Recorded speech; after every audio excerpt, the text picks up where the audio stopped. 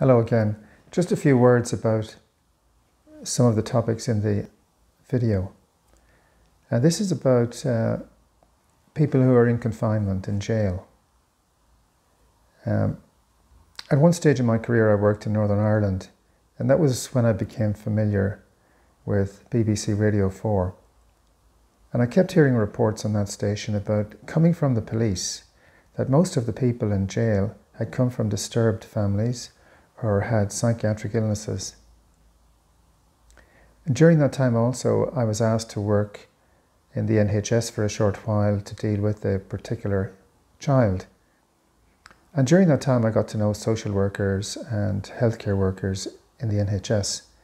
And they told me that of the children they were working with, they could predict that 1/3 of them would be okay, 1/3 of them would end up in the adult psychiatric services, and 1/3 of them would end up in prison. Now these children were completely innocent at this point. They were not criminals. They were in difficulty because of circumstances that they had absolutely no control over. And we do know that if we had enough social services and support, that we could help these children a lot more, and that these things wouldn't be happening when they were older. But what happens is that when these folks get to be 16, 17, 18 or whatever age, they act out and they have to be confined, and they're done. Confinement is done so in a kind of punitive way. Okay, if you have behaviour that's not socially acceptable, it's very reasonable to say that you need to be confined. You need to have boundaries. And part of the reason that this is happening is because these children did not learn boundaries when they were young, and they live in really a different world than we do. So I'm talking about people now who are in confinement in prison, and I really hope I don't offend anybody in prison talking this way. If I do, I apologise, but I do believe what I'm saying about this, and I think it would be really good if the general public could understand this.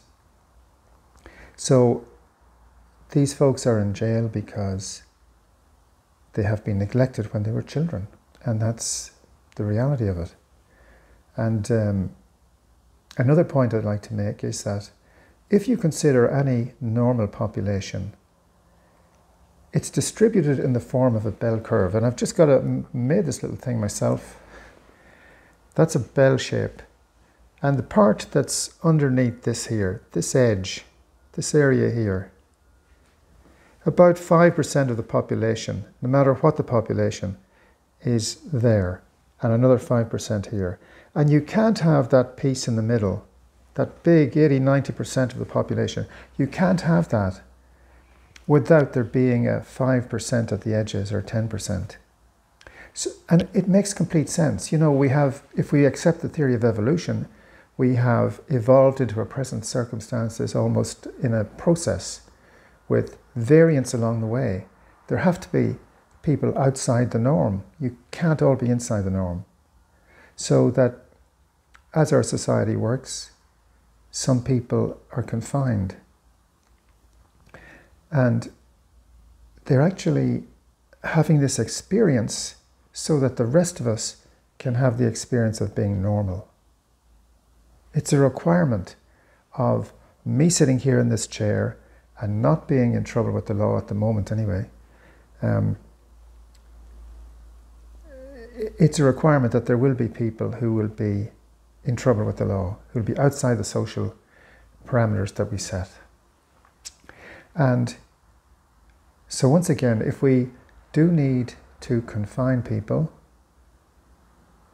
we should do so with respect. And I use that word cautiously because I know that in some prisons this is almost a dirty word, because some prison officers insist that prisoners treat the officers with respect, but they don't treat the prisoners with respect. And the prison officer has complete control. On the other hand, let me tell you about Sweden, where prison officers trained for 3 years to be prison officers, and they share meals with the prisoners.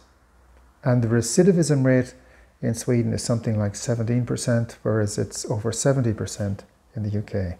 And I just mentioned too that the UK and the US, the conditions in these prisons are considered in places to be little short of torture as defined by Amnesty International. So anyway, that's just a few words about people who are confined. Thanks.